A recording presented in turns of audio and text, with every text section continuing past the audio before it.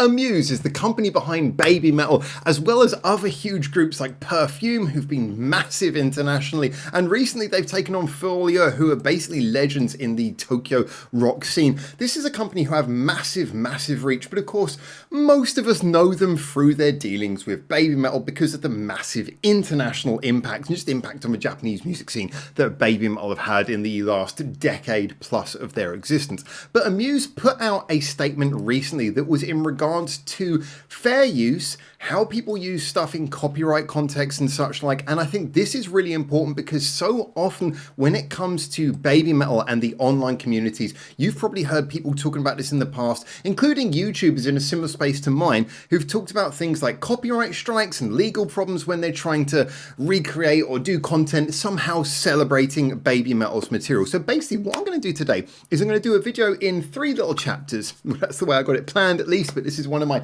off-the-cuff videos as usual, so who knows what's going to happen. The first section is one where I'm going to talk to you a little bit about the basics of just how copyright works in brief in the music scene, the online music scene with YouTube and such like, just so you got a brief idea. Some of you might already know that, but just a quick refresher. Then I'm going to read you through the announcement that AMUSE have made and basically give some thoughts on that as we go through. And then I'm going to give some thoughts as well of my own afterwards, just reflecting on what this means for us as communities and, you know, how we should really feel about this, because basically I feel that AMUSE's statement in regards to this is actually, it's a very positive one, because a big thing that I want to clarify before I get into this is that I'm not approaching this from either side. Yes, I am a creator, and yes, I mostly deal with the fans and the communities, but I've worked with companies, not AMUSE, but I've worked with other record companies and agencies before. I've worked with copyright before, and I do understand how a lot of the time people can they can sometimes demonize the companies behind this. So let's just start first of all with just explaining what happens so you know how copyright works for creators. Now I'm going to explain it as it works on YouTube,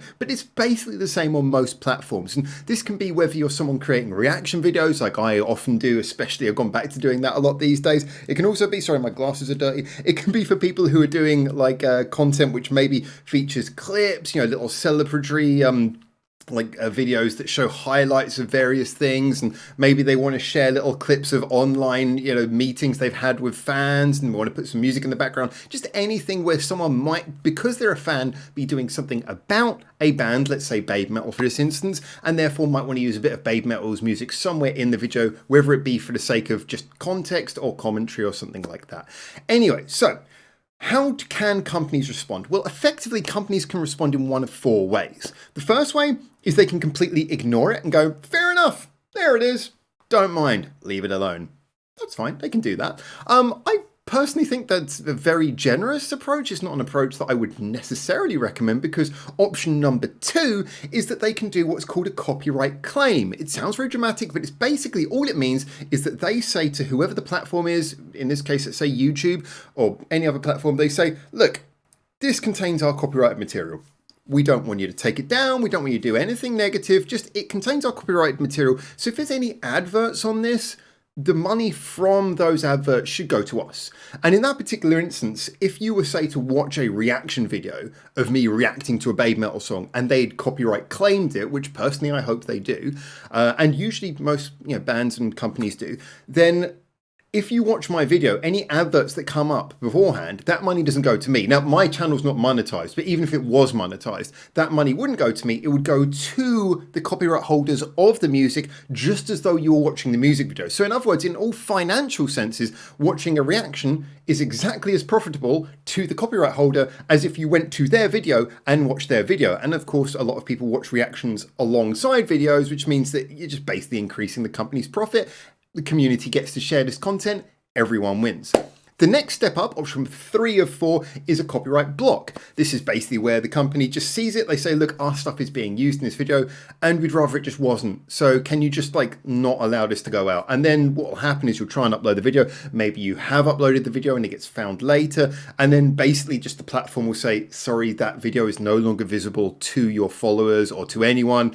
You can still see it in whatever your back-end studio app is, but no one publicly can see the video you've published because the copyright holder would rather their material is not used this way. This is something where, okay, a lot of people feel a bit sad about that because they've put work into the material and it's removed. You know, sometimes there will be options in apps like YouTube where it'll actually give you an option to like keep the video up but cut out the audio that's caused the offense, or delete a certain section while leaving the video still live so your video just jumps over that bit. There'll be things like that, but that's basically where the company who holds the copyright is saying, look, please don't use our material. We don't want that to go out. And so they have, you know, decided to make that option. And option number 4 is the one that often riles people. Sometimes general public think this is what's happening all the time, but it's not. And that is a copyright strike. And that is basically where the copyright holder, not only are they saying we don't want that material to go out, not only are they blocking it from appearing on your channel, but they're proactively asking for action to be taken against you to stop you, to shut you down. In the case of YouTube, they've refined that over time so that you can't just get stormed by tons of copyright strikes, which is what I got from the band who shall not be named when they decided to take down my channel back in early 2020, which is one of the reasons why I was doing a second channel and came back to this channel after many, many years. That can obviously, as it did for me, have a very destructive effect on a lot of YouTubers and creators, especially when a lot of the time, you know, I know there are obviously some YouTubers out there who are just out there for profit. They're just doing it for themselves and yeah, they don't really care about the scene. But I think the majority of YouTubers, the majority of content makers actually love being part of the scene and love the fact that we're helping to build and support the scene. I know I certainly do. So it really riles people up the wrong way. But effectively now the rule is that a copyright strike, if you get 3 against your channel, then your channel is closed down and there is nothing you can do about it. Absolutely. You can protest against copyright strikes, but that can be a very difficult thing and very often won't work because, as happened in my case, I appealed to the people who were striking me and they just wouldn't reply. They wouldn't respond. They wouldn't come to the table. And the fact they refused to come to the table meant that there was nothing I could do. So, yeah, basically that is the issue with copyright strikes. It is an extremely nasty thing.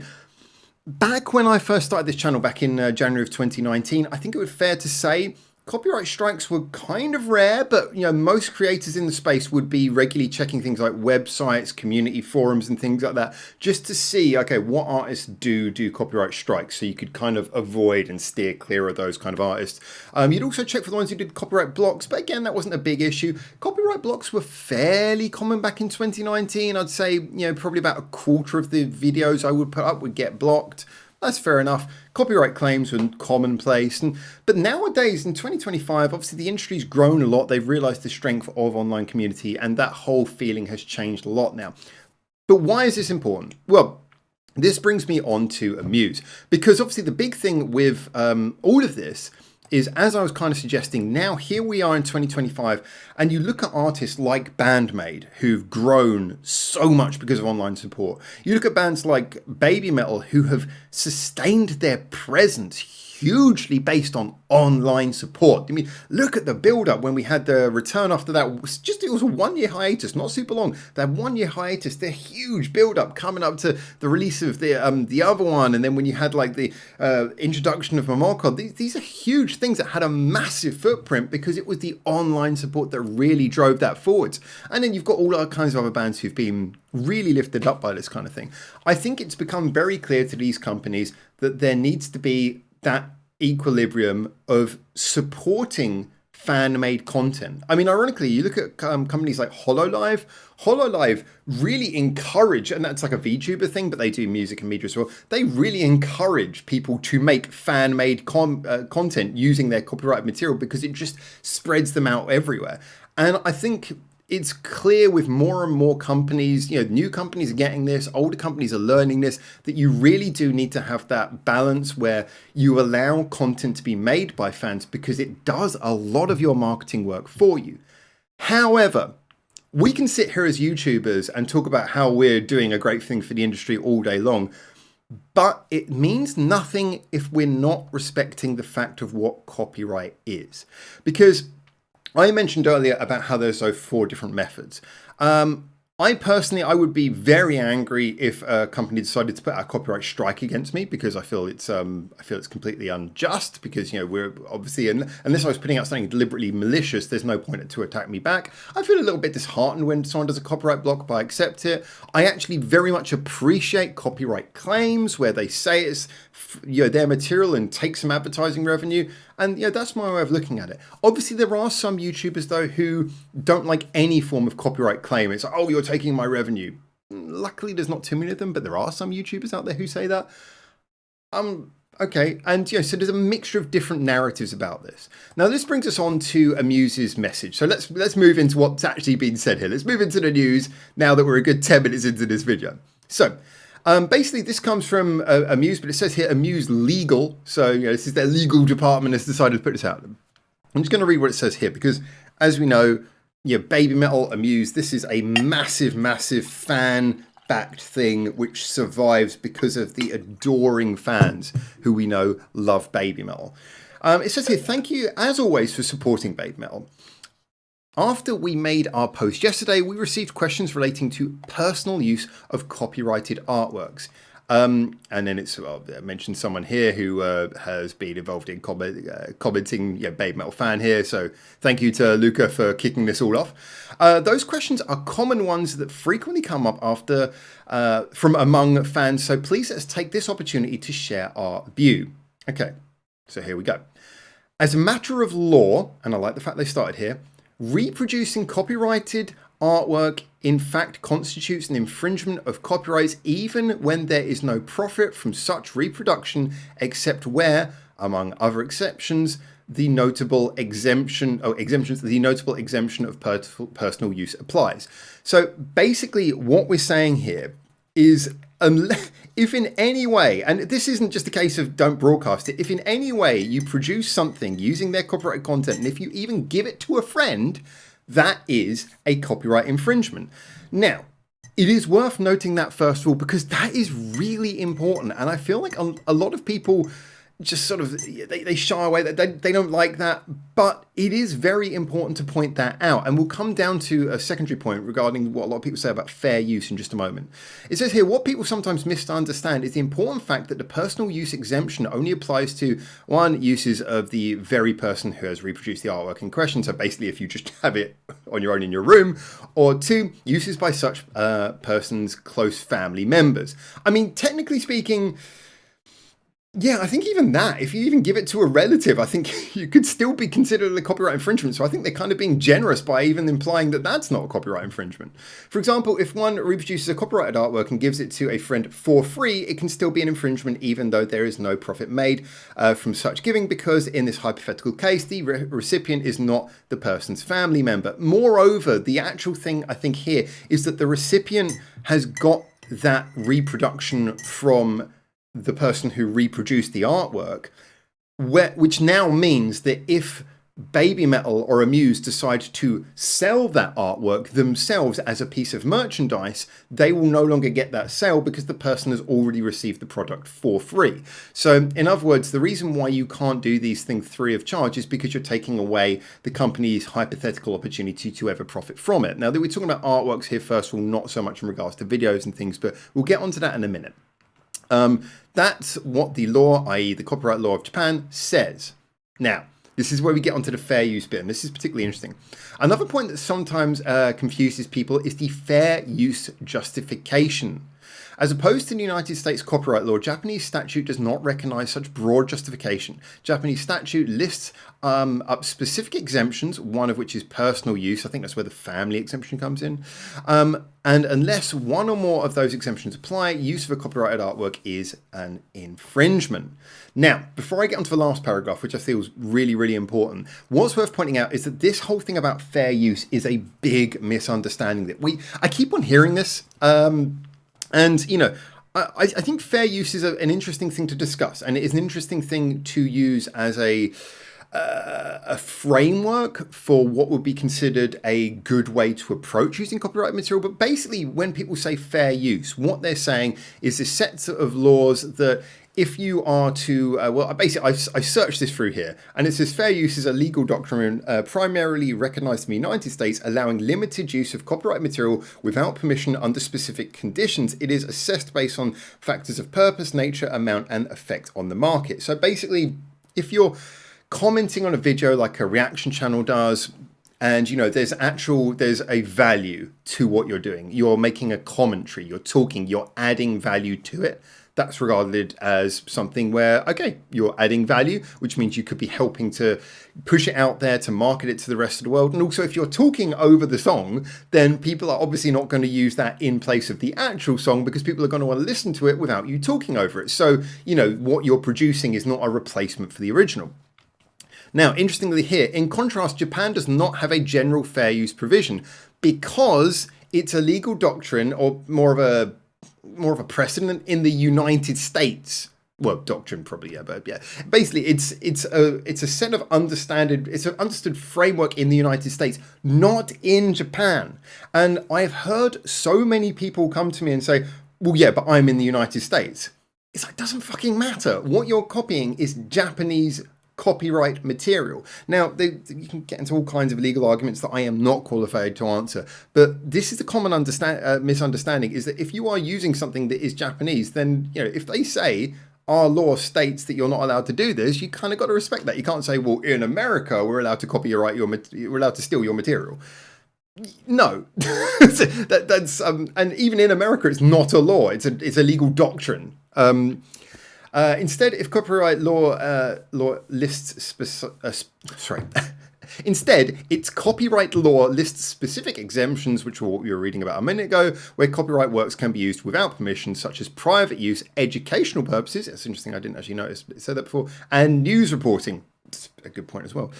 Fair use is not a universal rule. It is a legal precedent it is a precedent in the United States. I was right, but does not apply broadly in other jurisdictions like Japan, and then blah, blah, blah. Okay, so this is kind of the important point, is you have to kind of bear in mind as well that these things belong to the copyright holder.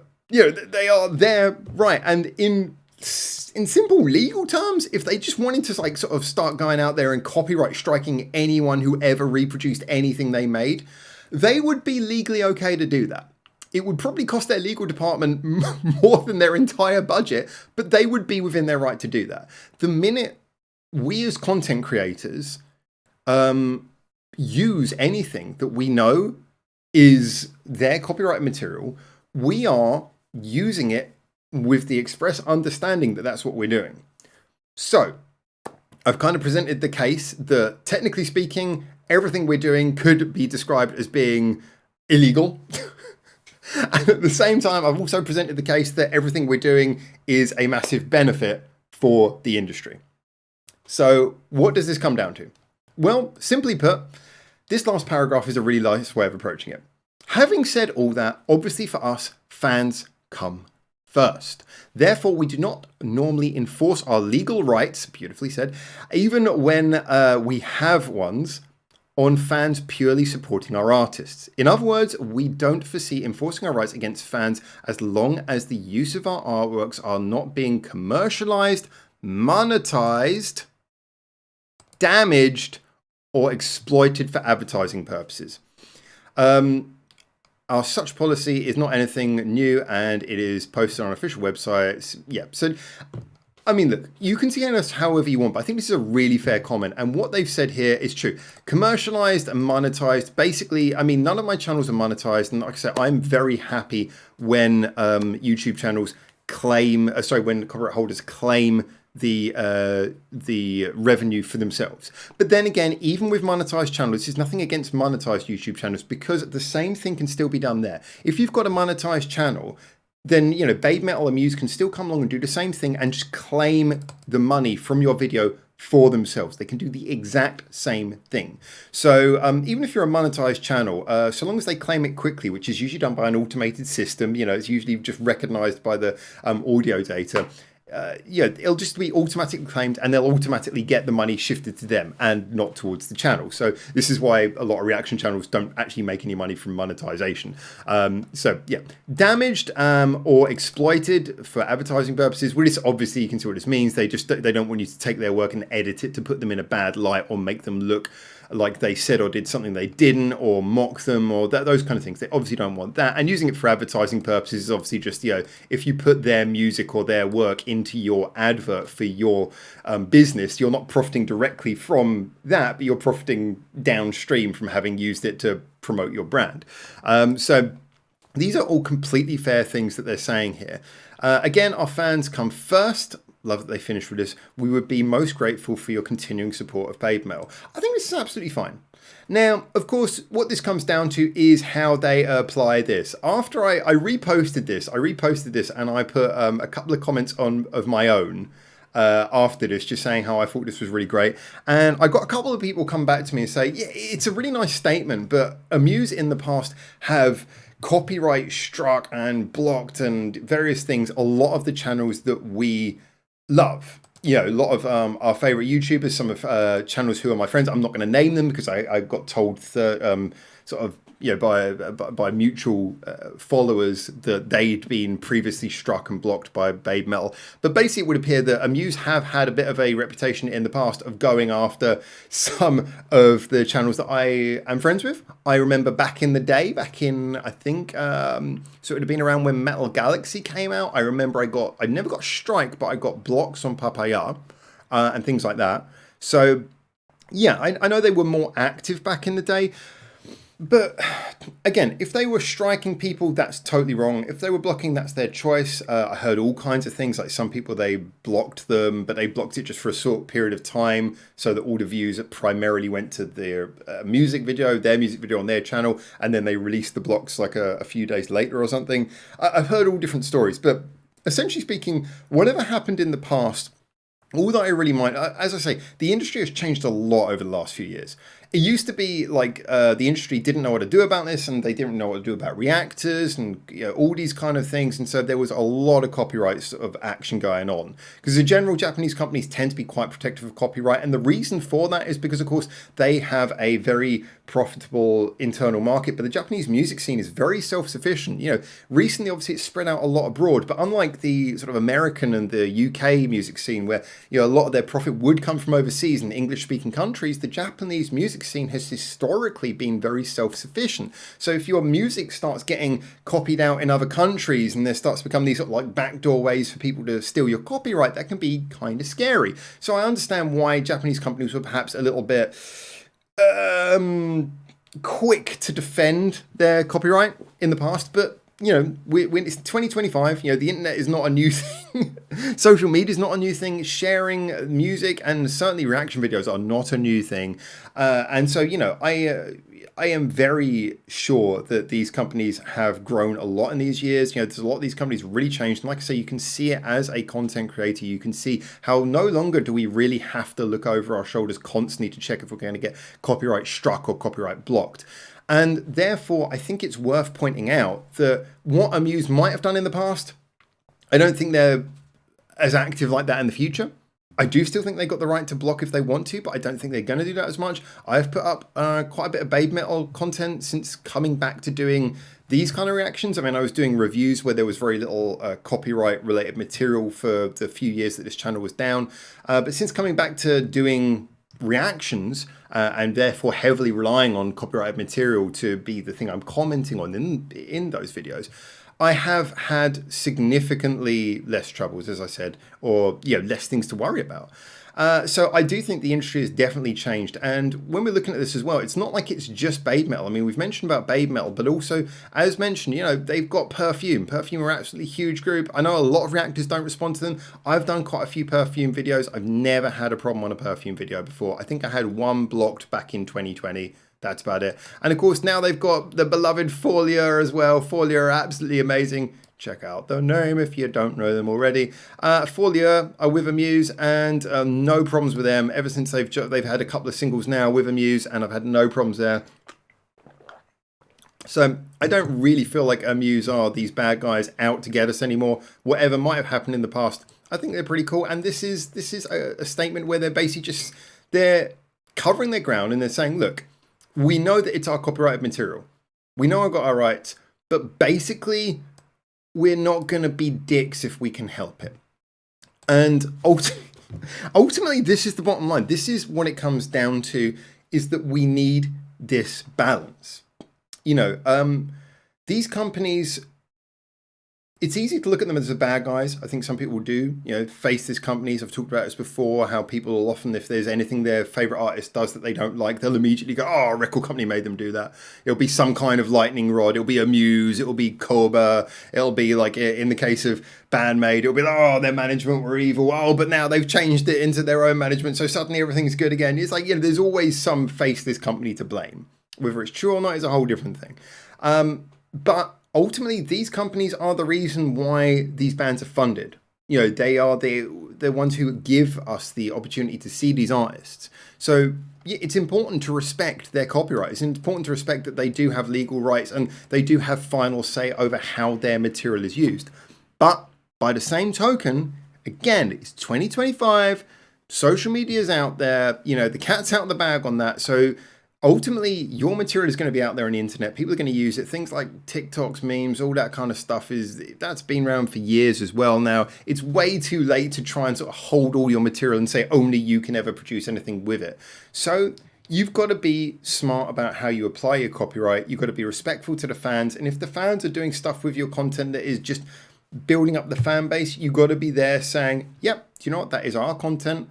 But we're happy you're using it because you are basically our marketing department. You are our free of charge marketing department. Moreover, when they claim the copyright from videos by people such as myself, which again, I am 100% behind, not only are we their free of charge marketing department, we're also a marketing department that makes them money from doing our job. Just us doing our job makes them money on top of any possible publicity we build up for them as well. So it's just a win-win situation. And that equilibrium, that balance needs to be maintained. And this is why I think messages from companies like AMUSE particularly, because as I say, I've seen them get a kicking from fans in the past. And I'm not here to defend AMUSE. Like I said, I have not had a problem with them personally. Despite covering multiple artists under their name, I have not had a problem with them previously myself, but I understand other people have, and I know they got a kicking for some things that I'm sure they've done and some things I'm sure that aren't their fault at all. But considering how much of a lightning rod for fan anger AMUSE can sometimes be, I am particularly glad of all the companies to see them coming up and saying, look, this is just what the law is, and this is why we are going to be understanding. Again, fans always come first.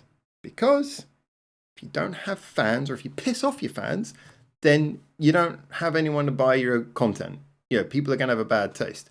As I mentioned, ironically, I probably shouldn't bring this up too much, but the band who got this channel screwed over and got us closed down back in the spring of 2020, they are one of the few entities left who are still doing copyright strikes, and it's kind of made their name.